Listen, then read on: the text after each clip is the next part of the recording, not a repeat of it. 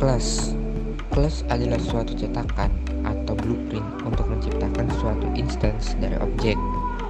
Kelas juga merupakan grup suatu objek dengan kemiripan atribut atau properti, behavior, dan relasi ke objek lain. Adapun contoh kelas sebagai berikut. Nah, sekarang kita ke objek. Objek adalah instance dari kelas secara umum mempresentasikan template sebuah objek. Sebuah instance adalah representasi nyata dari kelas itu sendiri. Misal, dari kelas player kita dapat membuat objek seperti fighter, marksman, assassin, tank, dan mage. Adapun implementasi dalam program sebagai berikut. Seperti disebut sebelumnya, kelas menyediakan blueprint untuk objek. Jadi pada dasarnya sebuah objek dibuat dari kelas. Di Java, kata kunci new digunakan untuk membuat objek baru. Ada 3 langkah membuat objek dari kelas. Deklarasi variabel dengan nama variabel dan jenis objek. Instansiasi, kata kunci new digunakan untuk membuat objek. Inisialisasi, kata kunci new diikuti dengan panggilan untuk konstruktor. Panggilan ini menginisialisasi objek baru. Kemudian ada juga output dari program sebagai berikut.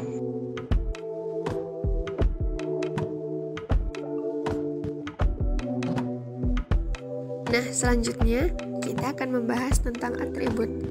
Atribut merupakan nilai data yang terdapat pada suatu objek yang berasal dari kelas. Atribut merepresentasikan karakteristik dari suatu objek atau sesuatu yang dimiliki oleh objek. Atribut terbagi menjadi 3 jenis. Yang pertama, atribut privat. Atribut ini biasanya digunakan oleh sebuah kelas untuk melindungi atribut-atributnya agar tidak dapat diakses oleh kelas lain. Berikut adalah contoh penggunaan atribut privat, di mana terdapat sebuah kelas bernama kelas item yang mempunyai atribut privat dengan tipe data string, yaitu atribut nama item. Yang kedua adalah atribut public, di mana atribut ini diperbolehkan diakses secara langsung oleh kelas lain.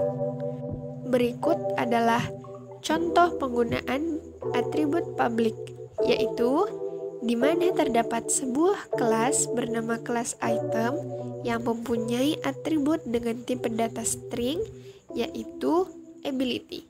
Atribut ini adalah atribut public, yang dimana berarti atribut ability dapat diakses oleh kelas lain secara langsung.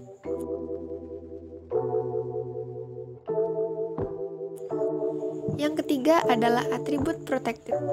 Atribut ini diperbolehkan diakses secara langsung oleh kelas lain yang merupakan kelas turunannya atau inheritance. Berikut adalah contoh penggunaan atribut protected, di mana terdapat sebuah kelas bernama kelas item yang merupakan extends dari kelas game yang mempunyai atribut protected dengan tipe data string, yaitu price. Yang terakhir adalah implementasi atribut dalam sebuah program.